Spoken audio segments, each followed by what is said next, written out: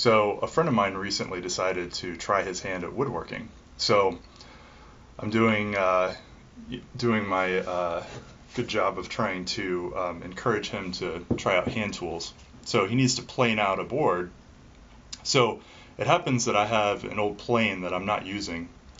So I told him I would tune it up a little bit and give it to him. So this is the plane. Let's get into it a little bit and check it out, and I'll show you what I do to tune it up. Okay, so this is the plane that I'm going to be working on here. It's a little bit bigger than my usual Miller's Falls smoothing plane. It's maybe like 3/4 of an inch longer, so it's probably in the category of a smoothing plane. Quite a bit smaller than a jack plane. Looking at it, it's got a little bit of surface rust just because it's basically been sitting on a shelf for several years. Someone gave this to me. It does have plastic handles, which is probably the main reason why I haven't really used it. I prefer wood handles, but they are solid and, fairly comfortable. It's got the nice bright orange lever cap here with the Sears, if you can see that Sears marking on here. It does say made in England, so I don't know if that means it was made by Stanley or something like that. I'm not really sure. I haven't done a whole lot of research into this, but let's take this apart and see what it looks like. As I said, the bed looked okay. I'll true it up a little bit and make sure it's flat. Definitely a kind of sand casted lever cap, but seems okay. Seems solid enough. Might put a little oil in the hinge there to make it move a little more smoothly. Let's see. So the frog here looks okay. Looks like there's quite a bit of metal there. Looks like it should be fairly sturdy. That's one thing I see in really bad planes is the frog just doesn't have a lot of metal to it, and which I guess would probably tend to make the plane chatter a bit in use. So this looks okay to me. The mechanisms, the depth adjustment, and the lateral movement all looks all right. No real complaints here. Let's take a look at the chip breaker and blade. So just unscrew the chip breaker a little bit. We'll just slide that off. So the chip breaker clearly has never been worked on. I can see the grinding marks from when it was made, so we'll definitely smooth that up. Make sure it meets the blade well. Other than that, it's a little thin, but it's probably fine. Let's see. Next up, the blade. The blade is surprisingly thick, so that's a good sign. It's nice and long. I'm pretty sure this plane has never really been used. And I can see the grind marks, so this is the factory grind on the bevel. So we'll definitely sharpen that up quite a bit. And, there's a little surface rust on everything, but nothing too bad. I don't think there's any pitting. Just needs to be cleaned up a little. So I think with a little sharpening and a little work taking off rust and a little oil to the mechanisms, I think this will be, perfectly usable plane. So let's get started. Okay, so first thing we're going to do is clean up the chip breaker a little bit. So this is the part of the chip breaker that touches the blade, and you want this to meet the blade perfectly with no gaps. If there are any gaps, then that will probably fill up with chips as you're planing, and then it'll clog up the plane. So you want to make sure that there's no gaps. So easy way to do this is to take this on rough sandpaper. I think this is about 80 grit sandpaper, something like that. And we're just going to rub it back and forth a little bit.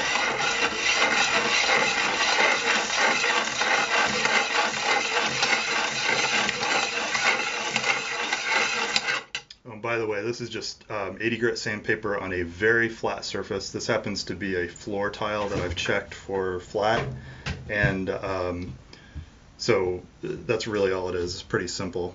I can still see some grind marks in there, not from my sanding. So You go back at it for a little bit.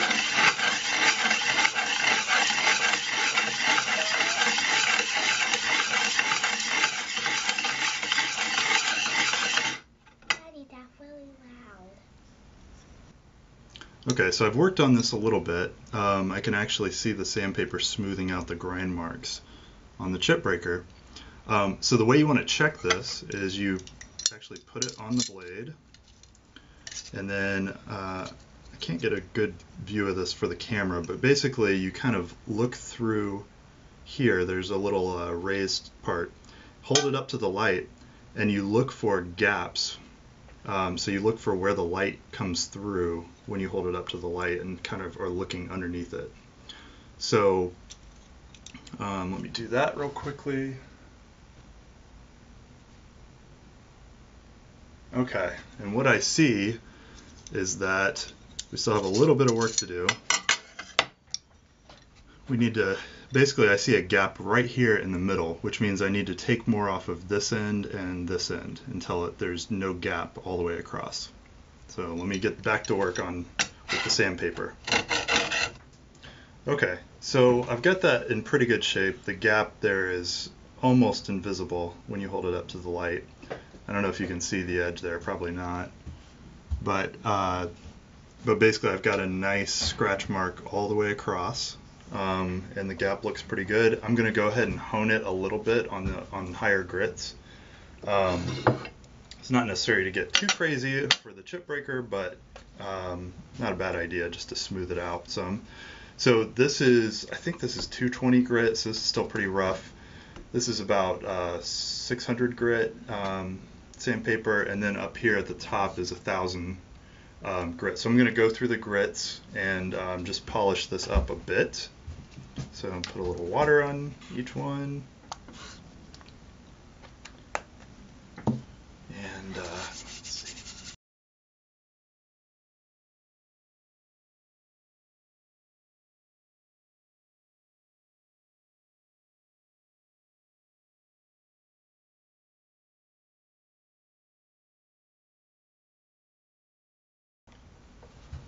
Okay, so I've got it in pretty good shape. I'm just going to go down to the last grit now. I'm not going to bother to hone this with a strop.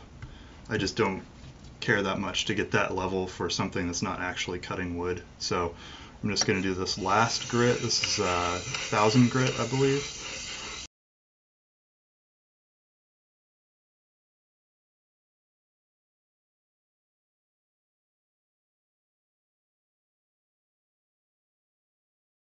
Pretty happy with that. Okay, so I'm going to start off by using a little bit of steel wool and some WD-40 to clean off a little bit of the surface rust. I don't know if you can see that. There's just a little bit of rust that's not a big deal, but doesn't look very good. Even a little bit of rust on the frog here. So you just use a little bit of steel wool. I usually do this on top of a floor tile. This is not because I need some ultra flat surface, because I'm not really using this to sharpen. I'm really using it because I'm going to be spraying a bunch of oil and junk all over my bench, and I want to keep my bench clean, and I'll use a floor tile that I can easily clean later. So it's really just mess prevention. So I just spray a little WD-40 on here and go to town. Shouldn't take too long. I think there's a little bit of a coating as well on the blade, for instance, maybe like a little bit of lacquer or something like that. So I'll try and take that off as well with the steel wool. So a little bit of elbow grease, here we go. Okay, so I've taken most of the surface rust off. I actually took the frog out of the bed of the plane. It's just 2 screws, it's easy to pull out. Most of the worst rust was actually on the frog, so I took that all down. You'll probably notice there's still marks on it. It's not like beautiful. I could have used sandpaper and really taken it down and gotten rid of all trace of rust, but really what I did is I just smoothed it out, made sure it's smooth to the touch, all the rust was removed, But you can still see some marks on it. I don't usually spend the time making my tools look beautiful. I don't really care if they're beautiful as long as they're functional and they're in good shape. So I don't mind what I've heard some people call an honest patina. So I guess this is an honest patina. You can still see some marks on there, but that's fine by me. I actually kind of enjoy a bit of character rather than factory fresh bare metal. So I think we're in good shape as far as rust removal, ready to move on to the next step. Okay, so now we've got the lever cap in good shape. Time to move on to the blade, probably the most important part. So the first thing I'm going to do with the blade is I can see that it's the factory grind on the bevel and on the entire blade. So we're just working with a brand new out of the factory blade basically. So the first thing I'm going to do is I want to flatten the back. Any good bevel relies on there being a flat back. So first thing we're going to do is start off with the course, and I'm just going to run it along the course like this, keeping it as flat so my fingers are on top. Going to kind of do that. Now the interesting thing about this is I'm watching the scratch pattern on here to see kind of what my progress is, and I want scratches kind of all the way across. I don't care about the rest of the blade. I really just care about this part up here by the edge. That's the only part that matters to me. So I'm going to look for a scratch pattern all the way across the edge of the blade, all the way across, and then when I see that scratch pattern here, I'm going to move on progressively up the grits of sandpaper and give it a nice polish. And then when I'm done with that, we'll move on to the bevel.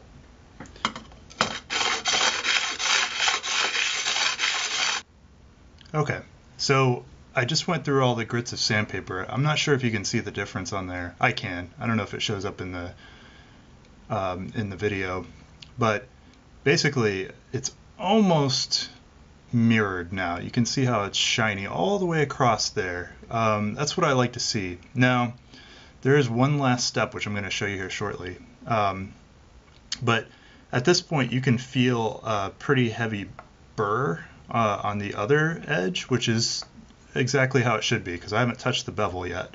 But you can tell I've been working on the flat, and so it looks, there's nice even scratch pattern all the way across. In fact, it's up to 1,000 grit. You almost can't see the scratches anymore. It's almost mirrored. So now we're going to do the last step, which is one of my favorite parts. Basically, we're going to take a piece of leather and some polishing compound or honing compound, depending on what you call it. I'm going to put some fresh compound on the leather. Okay. It's almost like a drawing on this with a crayon almost. Okay. Now, and I'm going to do this just freehand here. I'm going to put it flat on the strop. Okay. And we're going to give it probably 30 or 40 strokes across the strop. What this is going to do is I think this probably equates to something like a 16,000 grit sandpaper, if you want to call it that. And this will give you the mirror finish on the back. And hopefully you can see a difference here when I get done. You can kind of see on the strop as I'm going that the sort of light green color on the strop will be changing to a dark green and eventually almost a black color. I'm trying to keep the blade flat on the strop. Give it a few more strokes and then we'll see. Hopefully we can see a nice mirror polish. So this polishing compound or honing compound is really what gives you the mirror polish on blades. And I said before, I don't really care about the appearance of my tools, and I really don't. So I don't really care about this mirror polish just because it looks cool, although it does. What I care about is that the mirror polish makes it razor sharp. Well, and after we get done doing the same thing to the bevel. And it also makes the edge hold up longer. So I don't know if you can see that there. You see that mirror polish all the way across? That's nice. Yeah, I think that'll do well. I think we're done here. Okay, so I've set up the blade in a sharpening jig or sharpening guide, and I don't always use those. Sometimes I'll freehand stuff, but since this is the initial sharpening and I'm going to be spending quite a bit of time, I am going to use the guide. So I'm going to start off really briefly on the 80 grit, not for very long. This is usually for rough grinding. I'm just going to give it a few passes on here to take off the factory scratch marks and kind of set some new ones. And then I'm going to move right on to the rest of the sandpaper grits. And then I will finish up with honing on the leather strap again. So, time to get to work. Okay, so I finished up on the sandpaper, and I don't know if you can see that. We're close to a mirror polish, but not quite there. The other thing, I'm kind of watching the scratch pattern as I was going through the sandpapers. The other thing is, if I try to do a little shaving with this, it does cut some hairs off, but not every one of them. Not as well as I would hope.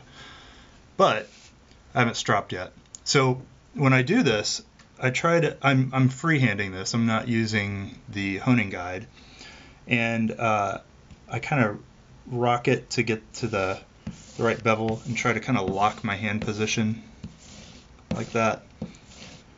Probably going to go 30 or 40 passes. One thing I neglected to mention before is when I was back on the sandpaper, I actually took the corners of this blade off. I'll show that to you in a second here. Basically, I did that so that the corners will almost never contact the wood. The reason being, if you're trying to use this to smooth, the corners of the blade, if they're not taken down, will basically leave track marks on the wood. So you can, and really easily visible, just lines. And it's easily solvable by just sort of taking the corners off. You literally on the sandpaper just kind of go like this, like rub the corners down. It just takes a few passes. And then basically the corners will never contact the wood at that point, and you won't get those nasty track lines. Okay, so probably taken more than I needed there, but I don't know if you can see, there's definitely a mirror polish on the edge there. It's one little area where there's still a few scratch marks that are troublesome. Let me polish a little bit more there.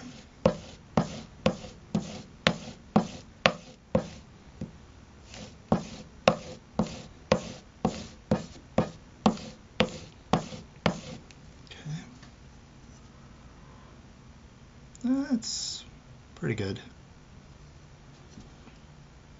Yep, so you can kind of see the mirror on there. Okay, now let's try to shave a little bit again. Oh, that's much better. That's you could shave your whole face with that. I wouldn't recommend it. But you could. All right, so that's pretty good. Now I've got a clean shaven hand partially. I think now it's time to reassemble the plane, try it out. Okay, well, I've got the plane reassembled, looking pretty decent. There's one thing that I forgot to mention though, and that's that we need to level the bed of the plane. Make sure that it's completely flat. And we can use our flat stone here and the coarse sandpaper to do that. Some key places where you need to make sure that the bed is flat. You can level the whole thing, but it's not necessary. The other thing you want to watch out for here is you want to have the blade actually in and the lever cap tensioned. Reason for that is that will change the shape of the plane's body a little bit. So just retract the plane blade so it's not touching, and level the bed. Okay, so I've got the bed leveled. I put a little wax on the bed just for lubrication. So let's give it a try.